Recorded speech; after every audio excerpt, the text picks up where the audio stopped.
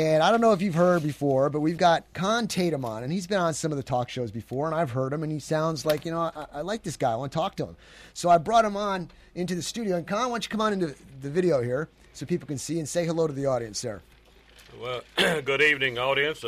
I'm privileged to be here with Matt. I hope that either one of us can say something that might spur a little bit of thought with people. Now, many out there, you can recognize that voice. I'm so tempted just to scream out, Con, for all you Trekkies out there. Anyway, this is what I want to talk about. This country, the United States of America, has a deadly disease, Con. It's called political correctness. And with me today, with you, we're going to talk about it. And the thing about political correctness, it's a cancer because you're afraid to say anything. And if you're afraid to say anything, the truth doesn't get out there. And when the truth doesn't get out there, people can distort it and come up with their own truth. So we're going to talk about this. And people say, well, what am I? I'm only one person. What can I do to change what's going on out there? And this is what I tell you, ladies and gentlemen. I'm one person. And I got a radio show, and I'm talking to thousands of people. And I just decided to go do it. Get up and do something. Be an active participant. If you don't like what's going on, you've got to stand up and say something about it. You cannot be worried about political correctness. So, Con, I want to open this up with you by showing you this article, and we're just going to start having an open discussion. I don't even have questions for you. We're just going to talk because we had such an easy conversation before. I pulled this out of a newspaper, and it's from California, of course. It says, Governor bans Redskins name at public schools. It says the mascot legislation signed Sunday will prevent public schools from using a term that American Indians regard as offensive. I don't understand that. I was just making a comment here. If you go back in history, the Indians lost the wars, okay? So what happens when you lose a war? You kind of get faded into history. And here you have Redskins being used as a prideful name, a way to say, hey, these are who we are. So if they eliminate this now, then we're not going to know about Redskins at all. So what's your thought on that, Con? Well, my first thought is, do you remember Rome when they were playing the fiddle while Rome burns? Yep. Is this the most problems that we have to face in this country, is worrying about somebody having a football team named the Redskins? If that's all we've got to think about, we need to go find a job somewhere. Well, then tell me what you think. What can somebody do? What can somebody do and be active to overcome this barrier, overcome this sickness of political correctness? What can we do? What we're doing right now. What I do is, if I go to the restaurant to eat breakfast, I visit with people about political correctness, or about voting on something, or your right to vote, or your participation in civic affairs. If I go to buy diesel fuel at the service station, the man next door, or pumping from the other pump, I visit with him. So the biggest weapon that we have is spreading knowledge of what's going on in our country.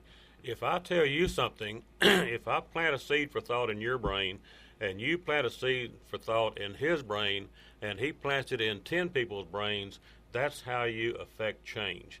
And it's the only weapon that I have. I'm not Donald Trump. I don't have billions of dollars. I can't spend that much money, but I can talk. I think there's something else to it. You're planting a seed, but it's got to be watered. I think part of the water is leading by example, not only just speaking what you know, because I want to bring this up too. You got all these talking heads out there. Ladies and gentlemen, I'm not a talking head. I'm a doer. All I do is I hear what they're saying, and then I go apply that into action. I don't say, okay, we all agree. Okay, now keep doing what you're doing, the same thing as usual. You've got to plant the seed, like you just said, at the gas pump or wherever you are, and talk to that person. But if they see you doing it with action, I believe that's the water to help them get the nerve to do it themselves. What do you think about that? Well, and two, I have a problem with people, politicians, whoever it may be, who continually speak with what I call $10 words.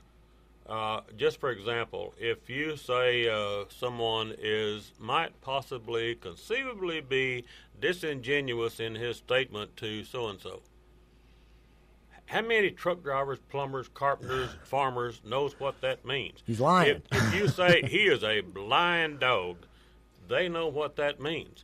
The scriptures do not say thou shalt not be disingenuous. They say thou shalt not lie.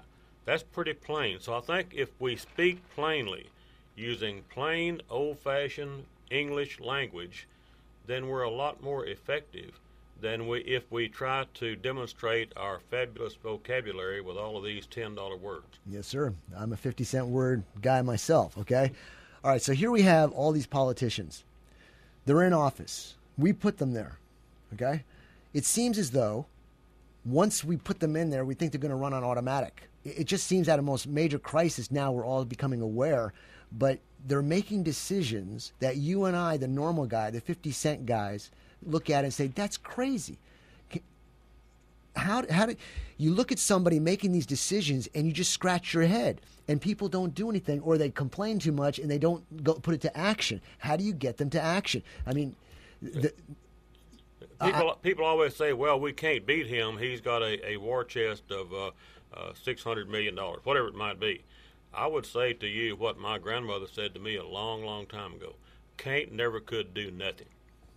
That's right. So if we assume we can't beat that politician, we're wrong. If you put enough feet on the bricks out there carrying his opposition's business card, whatever it may be, you don't have to contribute big money, but put your feet on the ground out there and get out there and beat that sucker. Let's talk about Trump for a second.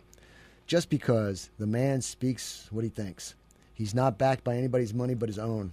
So if you were to use that in this conversation about how he talks straight and direct, have you noticed that a major portion of the U.S. populace is saying, I like this guy. He's telling it the way it is. Somebody's finally saying something. And it's compared to some other politicians who will skirt and say, well, I don't know about that. We might have to check this out or study it because they're worried about their finances coming in, right?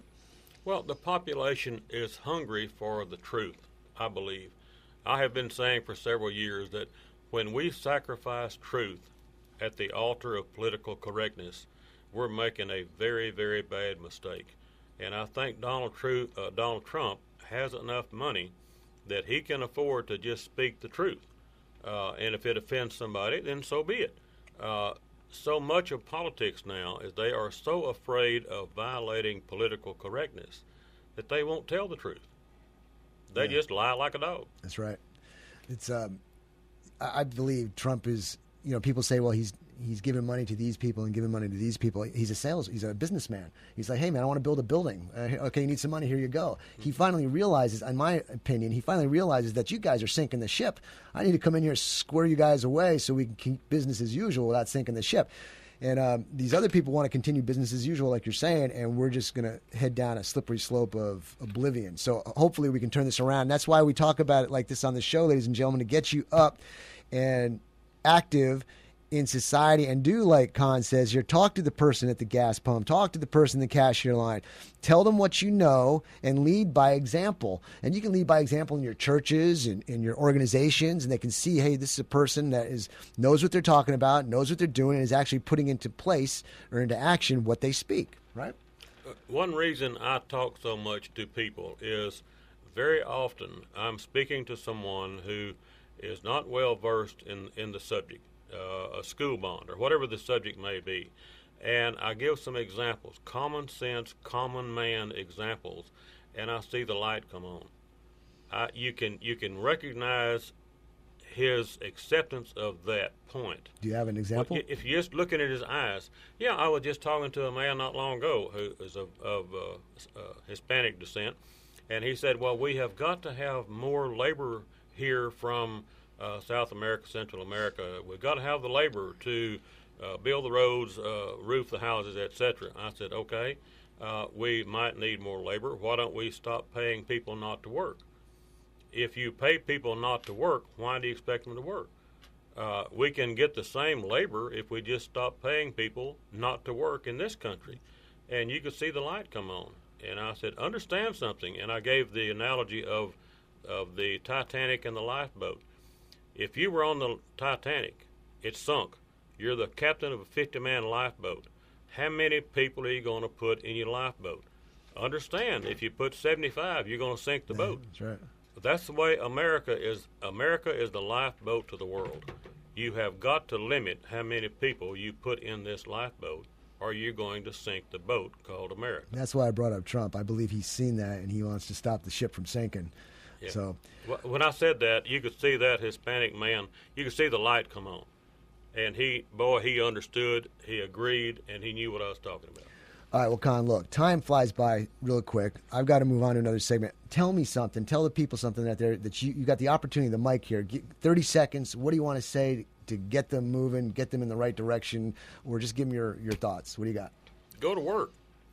I was raised with a work ethic. If I am standing here and I see you picking up something that's too heavy, I help you pick it up because I was raised with the work ethic. I was raised not to stand by and let you do everything. So I would teach my children two things. I would teach them how to work, and I would teach them what no means. If you teach them how to work, they'll always make a living and provide for the family. If you don't teach them what no means, there's a place in Huntsville called the Texas Department of Corrections. They'll teach them all about what no means. That's right. So you've got two very important things to do with your children. Teach them how to work and teach them what no means.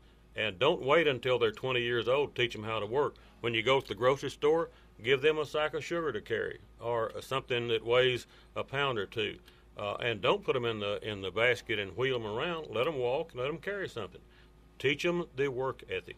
That's such an amazing phenomenon. It's a concept I never thought of. Work. That's great. Very good. I like it.